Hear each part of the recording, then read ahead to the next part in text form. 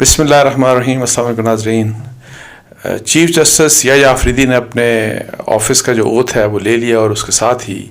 वो पूरे एक्शन में आ गए और उन्होंने सबसे पहले तो वो जो कमेटी थी, जजेस कमेटी, जिन्होंने बेंचेस बनाने होते हैं और केसेस फिक्स करने होते हैं, उसको नोटिफाई किया और उसमें उन्होंने अपने साथ जस्टिस मंसूर अली शाह और जस्टिस मुनीब, जिनको जो है फॉर्मर चीफ जस्टिस काजी फायद ईसा साहब ने जो कमेटी में चूँकि वो शामिल उनको नहीं किया था और उसके ऊपर आपको पता है कि कंट्रोवर्सी चली थी और मंसूर अली शाह साहब ने कहा कि मैं कमेटी में उस वक्त तक नहीं आऊँगा जब तक उन्होंने कुछ शराइत की बात की थी और जिसमें ये शर्त भी थी कि जस्टिस मुनीब को उसमें शामिल किया जाए। और उसी जो कंट्रोवर्सी की बिना के ऊपर हुकूमत ने एक ऑर्डिनेंस आपको याद होगा जारी किया था और जिसमें ये कहा गया था कि जी चीफ जस्टिस जो है वो अपने साथ जो 3 मेंबर्स की आपको पता कमेटी है उसमें सेकंड और थर्ड मेंबर किसी को भी वो अपने सुप्रीम कोर्ट के जितने भी जजेस हैं किसी को भी अपने साथ वो उनको नॉमिनेट कर सकते हैं। अच्छा, अब ये है कि जी इसके ऊपर ज़ाहिर है अब आज चूँकि जस्टिस याह्या साहब ने, चीफ जस्टिस साहब ने जो उनको वापस शामिल कर लिया जस्टिस मुनीब साहब को, और लोगों का अब ये ख्याल है कि जी अब बहुत कुछ हो जाएगा और पता नहीं चूँकि जो पॉलिसियाँ थी जस्टिस काजी फायद ईसा साहब की, उस पॉलिसी का अब रिवर्सल स्टार्ट हो जाएगा और अब पता नहीं क्या कुछ होगा। लेकिन ये तो चलें, अब टाइम जब आएगा देखेंगे क्या कुछ होता है क्या नहीं होता। लेकिन इसके साथ साथ सुप्रीम जुडिशल काउंसिल की भी मीटिंग उन्होंने बुला ली और इसके साथ साथ फुल कोर्ट की भी मीटिंग सुना होने जा रही है। और ना सिर्फ ये बल्कि उन्होंने ये जो एंटी टेररिस्ट कोर्ट्स हैं उनकी भी जो यानी कि उस हवाले से भी एक अहम मीटिंग कॉल कर ली है। सो जिसे कहते हैं ना कि पूरे तरीके के साथ और बड़े जोश व खरोश के साथ याह्या आफरीदी साहब ने अपना जो चीफ जस्टिस का जो टेन्योर है उसका अब स्टार्ट पहला दिन ही था आज, तो उन्होंने स्टार्ट दे लिया है। लेकिन अब तवक्कुआत अब बेसिकली ये हैं कि एक साइड के ऊपर पीटीआई और पीटीआई के जो फॉलोअर्स हैं उनकी तवक्कुआत ये हैं कि जी जो कुछ काजी फायद ईसा साहब नहीं कर सके और ख़ास तौर के पीटीआई के हवाले से जो फरवरी 8 के जो इलेक्शंस हैं उस हवाले से, और फिर अब चूँकि 26 अमेंडमेंट जो आ गई है, आइन की तरमीम जो आ गई है, इसके हवाले से जो उम्मीदें मतलब पीटीआई की हैं, पीटीआई के सोशल मीडिया की हैं, पीटीआई के लोगों की हैं, अब उनका जो है वो उम्मीदें लगाए उन्होंने रखी हैं याह्या आफरीदी साहब के ऊपर कि वो अब आके सब कुछ जो है वो कर देंगे जो कि याह्या आफरीदी साहब ने नहीं किया। और जो नुकसान, बल्कि अगर ये कहा जाए कि जी पीटीआई को जिस किस्म का नुकसान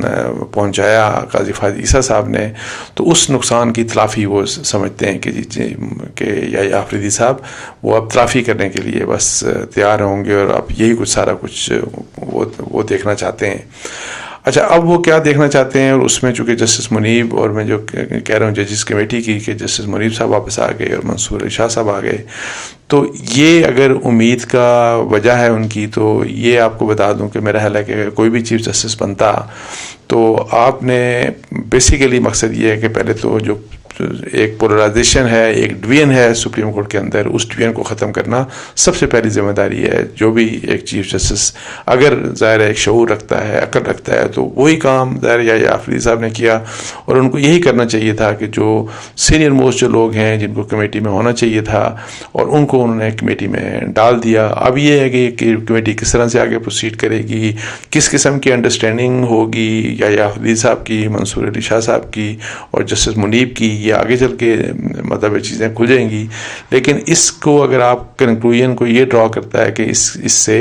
ये जो पॉलिसीज़ थी जो पहले काजी फायद ईसा साहब के वक्त में और पीटीआई से रिलेटेड ख़ास तौर के ऊपर जिस किस्म का भी इम्प्रेशन था या पॉलिसीज़ थी व्हाटएवर, उसका अब टोटल रिवर्सल होगा और 26वीं तरमीम भी ख़त्म हो जाएगी और कोई इनकलाब आ जाएगा। तो मेरा नहीं ख्याल कि कोई इस किस्म की चीज़ होगी। जो मैं आपको पहले भी बताऊँ कि याह्या आफरीदी साहब अभी तक तो ये है कि जब तक वो चीफ जस्टिस नहीं बने थे तो उनके मतलब एक बात हर कोई ये कहता है कि वो इंडिपेंडेंट रहे, वो न्यूट्रल रहे, उन्होंने अपने आप को किसी एक साइड के साथ अलाइन नहीं किया। تو امید یہی ہے کہ وہ کم از کم جو سیاست ہے، جو سیاست ہمارے ججز انفارچونیٹلی پچھلے کچھ عرصے سے سیاست کر رہے ہیں، میرا نہیں خیال کہ اس سیاست میں کا حصہ بنیں گے. اس سیاست میں وہ کسی بھی لحاظ سے وہ پڑھیں گے، اور اس سیاست کے بیکاز کنسیکوینس جو ہے وہ پھر یہ ہے کہ بدنامی، ظاہر ہے سپریم کورٹ کی بدنامی عدلیہ کی ہوتی ہے، اور آلریڈی عدلیہ کے جو چیلنجز ہیں ان کو بیسیکلی ان چیلنجز کو میٹ کرنا چاہیے. اور وہ سب سے بڑا چیلنج ہے کہ انصاف کی فراہمی نہیں ہو رہی اس ملک میں. سو ایک تو یہ بات. اچھا، اس کے ساتھ ساتھ یہی ایک چونکہ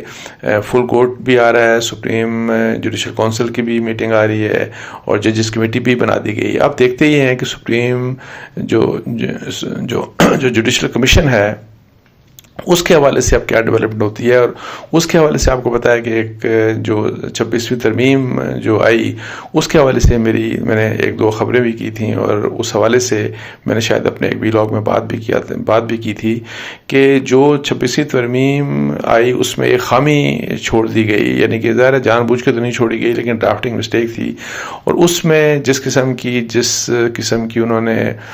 جو کانسٹیٹیوشن ہے، جس طریقے کی حیت ہے کہ کس طرح سے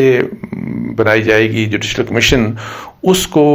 بنانے میں مشکل اب یہ درپیش ہے کہ جی اس کا ایک ممبر جو کہ بیسیکلی جو کانسٹیٹیوشنل کورٹ ہوگی اس کا جو سینئر ترین جج ہوگا وہ اس کا ممبر ہوگا. چونکہ کانسٹیٹیوشنل کورٹ ہے ہی نہیں تو اب وہ ممبر ہی نہیں ہے، تو اب کویشچن یہ ریز ہو رہا ہے. اور جو لیگل جو اتھارٹیز ہیں، جو قانون دان ہیں، جو آئین کو سمجھتے ہیں لوگ، وہ کہتے ہیں کہ جب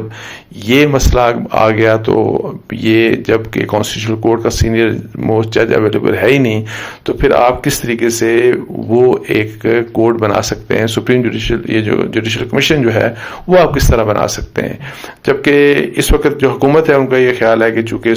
جوڈیشل کمیشن پہلے تھا تو یہ تو صرف ایک جوڈیشل کمیشن میں تبدیلی کی گئی ہے، تو اگر ایک کوئی فرد نہیں بھی ہوتا تو اس سے کوئی فرق نہیں پڑتا. جبکہ دوسری سائڈ کا یہ کہنا ہے کہ یہ نئی جوڈیشل کمیشن ہے، یہ پہلے والا جوڈیشل کمیشن نہیں ہے. چونکہ نیا ادارہ بنا ہے تو اس میں ایسا نہیں ہو سکتا کہ اس میں آپ اس طرح کی خامی چھوڑ دیں اور اس خامی کے ہوتے ہوئے آپ کہیں کہ جی ہم جوڈیشل کمیشن بنا دیں گے. یہ ایک الگ ایک بحث ہے. یہ بحث اب کتنا آگے چلتی ہے، کیا یہ والا رخ جو ہے وہ کورٹ کے سامنے آتا ہے، اور جس وقت جوڈیشل کمیشن کی میٹنگ کال کی جائے گی تو اس وقت یہ کویشچن کہیں ریز ہوتا ہے کہ نہیں ہوتا. اصل بات تو خیر اس وقت یہ چیزیں سب ریلیونٹ ہو جائیں گی. اگر فرض کریں کمیشن بغیر جو کانسٹیٹیوشنل کورٹ کے سینئر موسٹ جج کے اگر کمیشن کی میٹنگ ہو جاتی ہے اور پھر چیزیں آگے نکل جاتی ہیں پھر تو خیر مسئلہ ہی یہ نہیں جنم لے گا. لیکن ادروائز یہ ہے کہ یہ ایک ایسا پرابلم ہے کہ جو بہت سے جو لیگل مائنڈ ہے وہ سمجھتے ہیں کہ جی اس طرح کا یہ کچھ مسائل درپیش ہو سکتے ہیں. لیکن اس کے ساتھ ساتھ چونکہ ہم جوڈیشری کے اوپر بات کر رہے ہیں، اپنے سیاستدانوں کی اپنے جو ججز ہیں، میں اپنے کافی ویلاگز میں اور بہت سے اور لوگ بھی میڈیا کے اوپر ادروائز جو سیاست ہو رہی ہے ہماری جوڈیشری میں، جو ججز جو سیاست کر رہے ہیں، اس حوالے سے آپ کو پتا ہے کہ کافی ڈسکشنز ہوئی، کافی لوگوں نے اس کے اوپر باتیں کی، میں نے بھی بہت بات کی. ایک ایسے وقت میں جب ہمارے جو انفارچونیٹلی ہمارے ججز جو ہیں وہ ہمیں لگتا ہے کہ وہ سیاست میں زیادہ انوالو ہو گئے ہیں، اور ایک ایسے وقت میں جب ہمارے جو ججز ہیں اور سپریم کورٹ کے لیول کے ججز ہیں وہ آپس میں لڑتے ہوئے دکھائی دے رہے ہیں، ایک ایسے وقت میں ایک رپورٹ آئی ہے انٹرنیشنل جو ہے وہ رول آف لا کی. یہ ورلڈ جسٹس پروجیکٹ کی رول آف لا کی ایک رپورٹ ہوتی ہے. یہ ایک آرگنائزیشن ہے، بین الاقوامی ایک آرگنائزیشن ہے جو کہ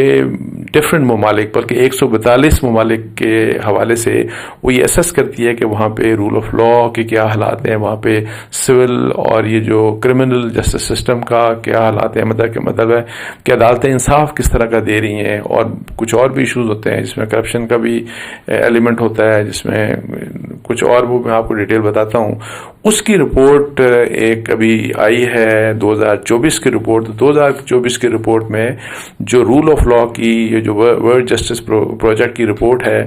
142 ممالک میں سے پاکستان کا 129واں نمبر ہے. یہ آپ سن لیجئے. اور ہمارے جو ریجن ہے، ہمارے جو یہ ریجن ہے، اس میں 6 ممالک میں سے 5واں نمبر ہے ہمارا. یعنی کہ بڑی ہی ڈپریسنگ قسم کی رپورٹ ہے، اور بہت بڑا چارج شیٹ ہے پاکستان کی ہمارے عدالتی نظام کے اوپر اور ہماری گورننس، ہماری گورنمنٹ کے اوپر، دونوں کے اوپر مشترکہ طور کے اوپر یہ بہت بڑی ان کے لیے چارج شیٹ ہے. اور میں آپ کو یہ بتاؤں کہ یہ جو رپورٹ ابھی آئی ہے اس میں کن چیزوں کو وہ اچھا، ایک تو یہ بات آپ بتا دوں کہ لاسٹ ایئر پاکستان کا نمبر تھا 130واں، مطلب لاسٹ ایئر ہماری خراب، ہم زیادہ بری حالت میں تھے. سو ایک نمبر کے لحاظ سے ہم اس سال بہتر ہوئے. اور یہ جو نمبروں کی خرابی سٹارٹ ہوئی، جو بیسیکلی یہی جو ورلڈ جسٹس پروجیکٹ کی رول آف لاء کے جو انڈیکس ہے، اسی میں یہ چیز بتائی گئی ہے کہ 2015 سے پاکستان جو ہے وہ امپروو کرنا سٹارٹ ہوا. 217 اور 18 میں پاکستان رول آف لاء کے حوالے سے جو ان کا اپنی اسیسمنٹ ہے، پاکستان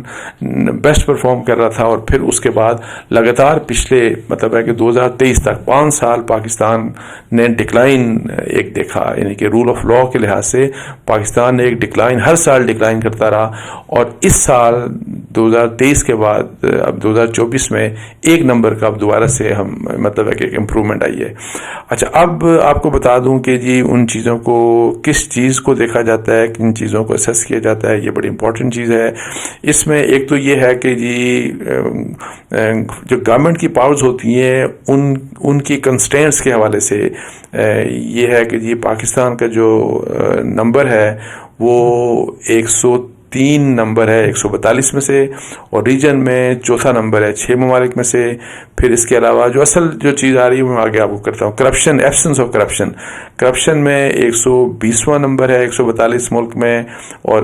5واں نمبر ہے ریجن میں 6 ممالک میں سے. اچھا، پھر اوپن گورنمنٹ، مطلب گورنمنٹ میں اوپننس کے لحاظ سے پاکستان کی پوزیشن 106 ہے 142 ممالک میں سے، اور ریجن میں چوتھا نمبر ہے 6 ممالک میں سے. اور پھر فنڈامنٹل رائٹس کے حوالے سے پاکستان کا نمبر 125واں ہے 142 ممالک میں سے، جبکہ ریجن میں چوتھا نمبر ہے. اچھا، پھر لا اینڈ آرڈرس، جو سیکیورٹی کے حالات ہیں، یہاں پہ پاکستان کا رینک بہت خراب ہے، یعنی کہ ہمارا نمبر ہے 140واں 142 ممالک میں سے، اور اس ریجن میں ہم چھٹے آخری نمبر کے اوپر ہے. مطلب ہے کہ 6 ٹوٹل ممالک ہیں ہمارے جو ریجن کے، تو ہمارا سب سے آخری نمبر ہے. اچھا، پھر اس کے بعد جناب ریگولیٹری انفورسمنٹ آتا ہے. چلیں وہ اتنا ریلیونٹ نہیں ہے. سول جسٹس کا ہمارا سسٹم یہ چونکہ اب انصاف کی بات جو کی جا رہی ہے، سول جسٹس کا ہمارا جو سسٹم ہے اس کے متعلق یہ ہے کہ ہمارا 128واں نمبر ہے 142 ممالک میں، اور ریجن میں ہمارا چوتھا نمبر ہے 6 ممالک میں سے. اور پھر آخر میں کرمنل جسٹس، جو ہمارا جو کرمنل جسٹس جو ہے، اس کے حوالے سے جو رپورٹ ہے وہ یہ کہتی ہے کہ پاکستان کا 98 نمبر ہے 142 ممالک میں سے، اور ریجن میں ہمارا چوتھا نمبر ہے 6 ممالک میں سے. سو یہ بیسیکلی ایک رپورٹ ہے جو 2-3 دن پہلے ہی ابھی پبلک ہوئی ہے، اور گلوبل تو پوری دنیا کے متعلق ظاہر 142 ممالک کی اسیسمنٹ اس میں ہے. تو پاکستان کے حوالے سے ظاہر ہے جو رپورٹ ہے یہ بڑی ڈپریسنگ ہے. اور یہ وہ چیز ہے جس کے اوپر ایک طرف ہمارے وزیر اعظم کو، ہماری پارلیمنٹ کو اگر غور کرنا چاہیے، تو دوسری طرف یہ چیف جسٹس آف پاکستان، جو نئے چیف جسٹس آف پاکستان ہیں